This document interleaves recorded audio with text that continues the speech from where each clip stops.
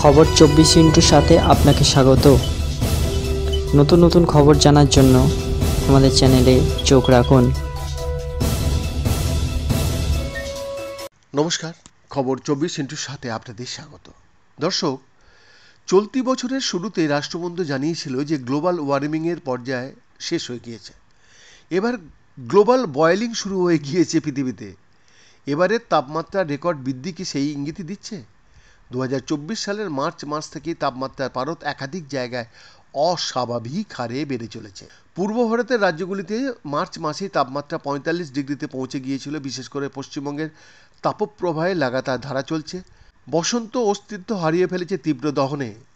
একাধিক জায়গায় তাপমাত্রা 48 ডিগ্রি পর্যন্ত পৌঁছে গিয়েছিল।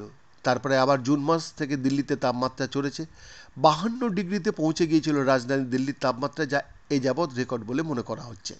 এর আগে 48 ডিগ্রি পর্যন্ত দিল্লিতে তাপমাত্রা বেড়েছিল, কিন্তু 52 ডিগ্রিতে পারদ কখনো চড়েনি। ভারতের নিরিখে 2024 সালের মে মাসে রেকর্ড গরম অনুভূত হয়েছে। মার্চ মাস থেকে শুরু হয়েছে গরমের রেকর্ড গড়া। মে মাসেও নতুন রেকর্ড গড়েছে তাপমাত্রা। আবার জুন মাসেও গরমের রেকর্ডের ধারা বজায় রয়েছে। নাসার গবেষকরা দাবি করেছেন আমেরিকার অ্যারিজোনা, ক্যালিফোর্নিয়া এবং নেভাদার তাপমাত্রা এবার রেকর্ড হারে বেড়েছে। অর্থাৎ যে দেশগুলিকে আমরা শীত প্রধান দেশ বলে জানি, সেই সব দেশের তাপমাত্রাও বাড়তে শুরু করেছে। অর্থাৎ তাদের কাছে আর গরম মনোরম নেই, কষ্টদায়ক হয়ে দাঁড়িয়েছে। গবেষকরা জানিয়েছেন প্রতি মাসেই তাপমাত্রা নতুন নতুন রেকর্ড করছে। পৃথিবীর তাপমাত্রা রেকর্ড হারে বাড়তে শুরু করেছে।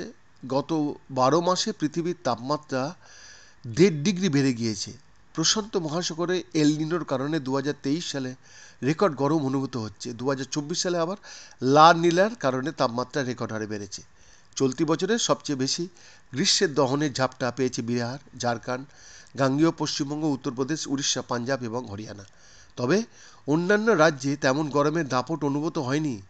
পশ্চিমবঙ্গ এবং দিল্লিতে অসহনীয় গরম পড়েছে এবার, এবং সেটা জুন মাসের মাঝামাঝি পর্যন্ত জারি থাকবে, এমনই সতর্কতা জারি করেছে আবহাওয়া দপ্তর। বৈদ্যনাথ দাসের রিপোর্ট, খবর 24/7।